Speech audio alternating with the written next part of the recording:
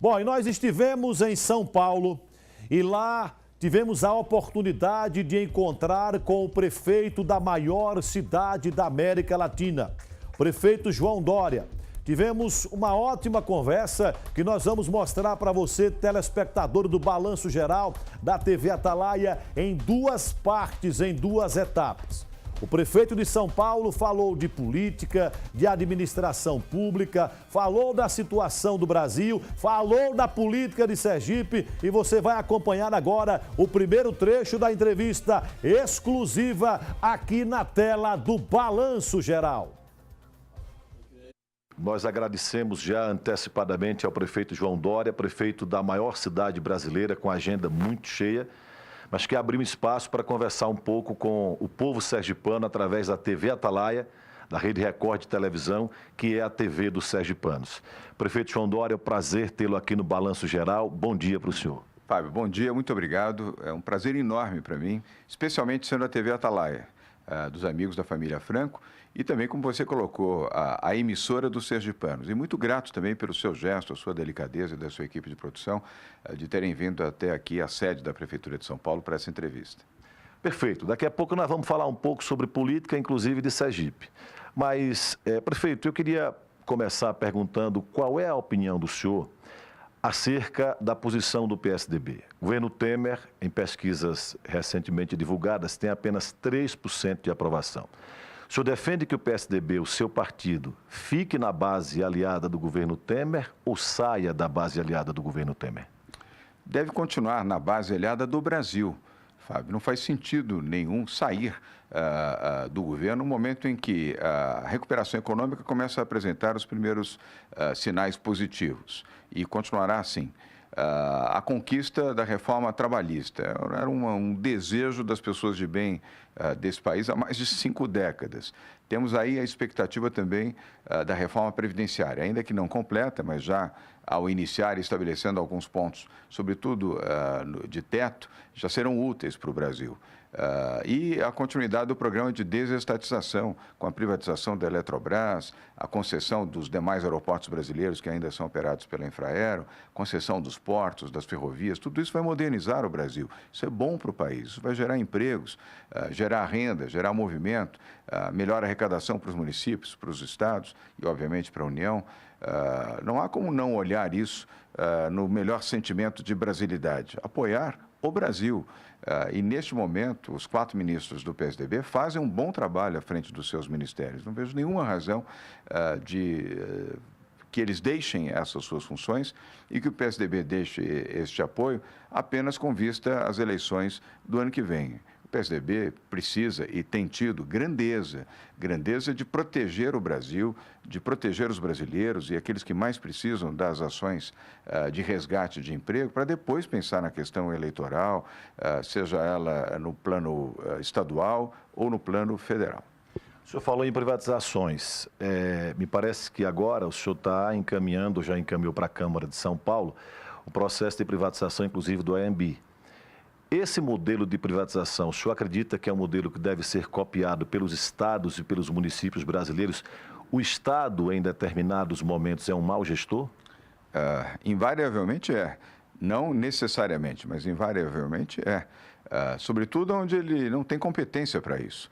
No caso de São Paulo, nós estamos fazendo um amplo programa de desestatização, tirando o Estado, no caso da Prefeitura de São Paulo, onde ela não precisa estar. A Prefeitura tem que estar onde ela é necessária para promover saúde, educação, habitação popular, transporte público de qualidade ao menor preço possível, segurança pública e serviços sociais de atendimento às pessoas que estão nas ruas, às pessoas que são dependentes, usuárias de drogas. Essa é a finalidade básica da função pública, não é administrar centro de convenções, centro de exposições, administrar autódromo, administrar sacolão, administrar mercado. Isso não é função pública, isso é função do setor privado, que administra melhor, com muito mais eficiência, sem ônus, como hoje nós temos aqui em São Paulo, gerando melhores empregos, melhores oportunidades e custos muito mais competitivos para a própria população. A população só extrai benefício quando você tem competitividade e eficiência na gestão. É só você olhar o que aconteceu com a telefonia no Brasil. Você se lembra, anos atrás, lá em Aracaju, como em São Paulo, telefone, que as pessoas não lembram mais, mas é bom resgatar a memória. Era um ativo que você declarava no imposto de renda, porque tão caro que era a compra de uma linha telefônica, e você tinha mercado paralelo de linhas telefônicas. Imagina que absurdo, hoje o custo de uma linha telefônica é zero, não tem custo nenhum. Solicitou a adesão, liga, acabou, não tem que pagar custo nenhum. Então, é o Brasil moderno, o Brasil eficiente. Lembrando, aliás, que essa privatização foi feita pelo presidente Fernando Henrique, e muito criticado à época, você se lembra. Partidos de esquerda, ativistas, pessoas de incompreensão muito elevada, eram contra este programa. E o programa foi um sucesso. Hoje nós temos várias operadoras de telefonia celular no país, gerando empregos, pagando impostos, gerando competitividade e tarifas muito competitivas para a telefonia, seja fixa e, sobretudo, a celular. Aqui em São Paulo não tivemos nenhuma hesitação em submeter à Câmara Municipal de São Paulo um amplo programa de privatização, desestatização e concessões. Aqui vão para o setor privado, Fábio, todos os parques da cidade, são 107 parques da cidade. O setor privado vai cuidar, ou ONGs, ou organizações que queiram fazer isso.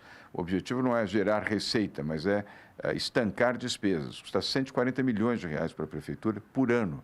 São mais de R$500 bilhão numa gestão, num investimento mal feito ainda por cima. O setor privado pode assumir isso e fará muito melhor, como já acontece em cidades como Nova York, como Toronto, como Los Angeles, só para citar 3 exemplos notórios. Também aqui os mercados municipais. São Paulo tem 16 mercados. Os mercados também vão ser concessionados para o setor privado. E até estimulando os permissionários para serem consorciados e administrar um negócio que eles conhecem, muito melhor do que a prefeitura, que, além de fazer mal, não dá manutenção adequada nas edificações que abrigam os mercados. Isso também vale para os sacolões, vale para os terminais de ônibus, vale para o Parque Anhembi, vale para o Autódromo de Interlagos. A prefeitura tem mais de 1.300 imóveis, Fábio, que não têm utilidade nenhuma, exceto serem objetos de invasão e de despesa, de manutenção e segurança para a Prefeitura de São Paulo. Vamos fazer um fundo imobiliário e vender tudo isso para quem oferecer a melhor proposta. E para onde vão esses recursos? Vão para um fundo, chama-se Fundo Municipal de Desestatização, e este fundo, administrado pela Prefeitura, não vai pagar custeio da máquina pública, não vai pagar salário, nem o custeio à energia elétrica, as despesas que esse prédio aqui, por exemplo, da Prefeitura tem. Não, não. Exclusivamente para investimentos em saúde pública, educação pública, habitação popular, transporte público de melhor qualidade, segurança pública e os serviços sociais para atender a população desfavorecida da cidade. É isso que cabe a uma gestão eficiente de um governo transformador. O senhor falou em serviços sociais. Os partidos de esquerda, eles fazem uma crítica aos governos do PSDB, dizendo que os governos do PSDB não cuidaram do social, não cuidaram do povo, e isso fez, inclusive, com que o governo do PT crescesse muito, sobretudo em áreas mais pobres do país. O seu governo aqui em São Paulo, o senhor está cuidando do social? Estou, mas antes de falar do meu governo, eu queria falar do PSDB. Não, é verdade. O governo Fernando Henrique Cardoso, aliás, foi reeleito e fez 2 gestões com eficiência, e os programas de educação, de saúde, de alimentação foram tão bem sucedidos que o governo do PT deu continuidade a eles. Apenas colocou um outro invólucro, mudou o nome, mas o programa foi todo criado pela gestão do presidente Fernando Henrique Cardoso, pela dona Ruth Cardoso, pelo Paulo Renato de Souza, para citar 2 que já se foram, mas que merecem todo o crédito pelos programas que depois o PT se apossou, como se fosse dele, não teria nenhum problema de dizer e dar continuidade. Aliás, a boa política é o que é bom, deve prosseguir, deve continuar. Mas se apossou, diz que o Lula que criou e não deu o crédito devido ao presidente Fernando Henrique. Em relação aqui à cidade de São Paulo, a prioridade é o atendimento à população desfavorecida da nossa cidade. Por isso, o projeto Vida Nova, que é o que atua para as pessoas em situação de rua, e o projeto Redenção para as pessoas que são psicodependentes, que são usuárias de drogas, o programa do Trabalho Novo para geração de emprego, e estamos conseguindo, novos empregos no setor privado, apesar de toda a crise econômica do país, e o programa Empreenda Fácil, para valorizar o empreendedorismo como uma atividade econômica fundamental para São Paulo e para o país, e também porque ela é geradora de emprego. Um pequeno empreendedor, quando abre o seu negócio, ele já abre destinando 1 ou 2 empregos. Depois ele vai crescendo, de 2 vai para 10, para 20, para 30, para 50, e à medida que ele se torna uma média e pode chegar até uma grande empresa, ele estará gerando renda e oportunidade durante muitos e muitos anos.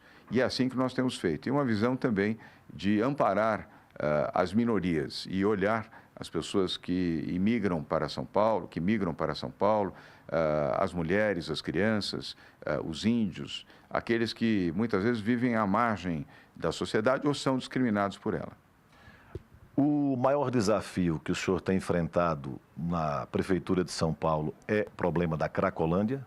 É um dos, e nós estamos enfrentando com determinação. Eu, durante a campanha, fui orientado, ou pretenderam me orientar, não trate desse assunto, porque esse é um problemão. Há 22 anos que São Paulo tem, ou tinha, o problema das drogas na região central, especialmente na região central da cidade. Eu disse, não, é exatamente por um problema que não foi resolvido que este fará parte da do nosso programa, da nossa campanha e do nosso campo de ação.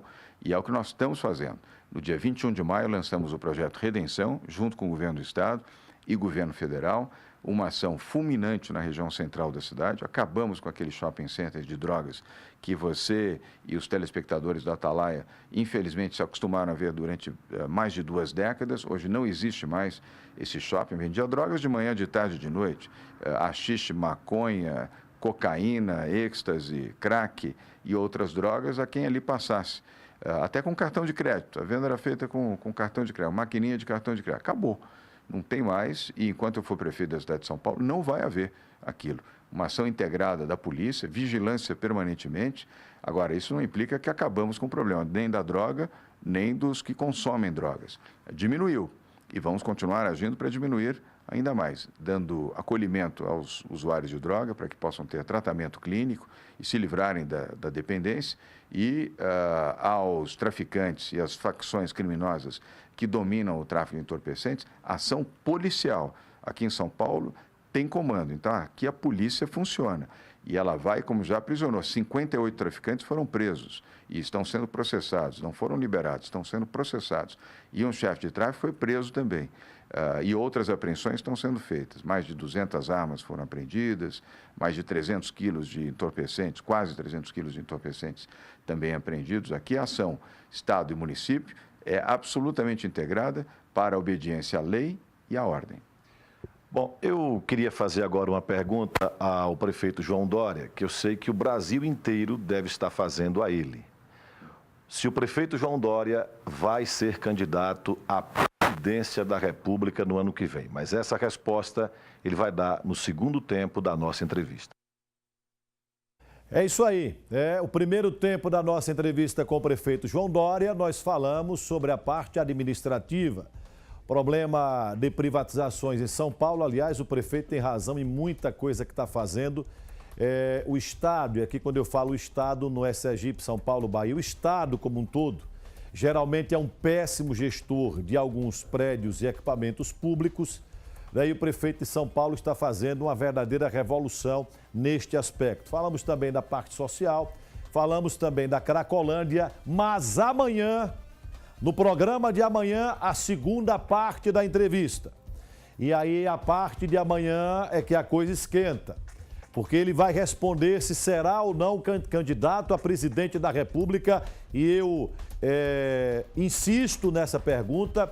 Ele vai falar sobre Sergipe, sobre quem é o candidato dele aqui no estado de Sergipe, vai falar sobre Lula. Atenção, turma do PT, ele bate pesado no ex-presidente Lula, diz que Lula é o maior mentiroso da história do Brasil. É João Dória que está dizendo, não sou eu. Então, amanhã você vai acompanhar a segunda parte da entrevista no momento em que ele fala de política, se ele será ou não candidato à presidência da República. Veja só uma palhinha do que ele vai falar amanhã no Balanço Geral. Só uma palhinha na tela.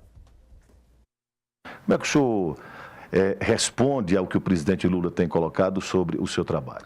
Eu sou bom na verdade, Lula. Eu falo a verdade e produzo a verdade, ao contrário de você, que mente sistematicamente. Aliás, é o maior mentiroso que esse país já produziu. Ele mente com uma convicção tal que ele mesmo acredita nas mentiras que ele produz. Então, eu sou diferente do Lula. Amanhã você vai acompanhar na íntegra, ele vai dizer por que ele é diferente de Lula e vai falar, atenção, sobre o PSDB aqui do estado de Sergipe. Amanhã, 7 horas em ponto, aliás, a partir das 6 horas da manhã, aqui no Balanço Geral, a segunda parte da entrevista com o prefeito de São Paulo, João Dória.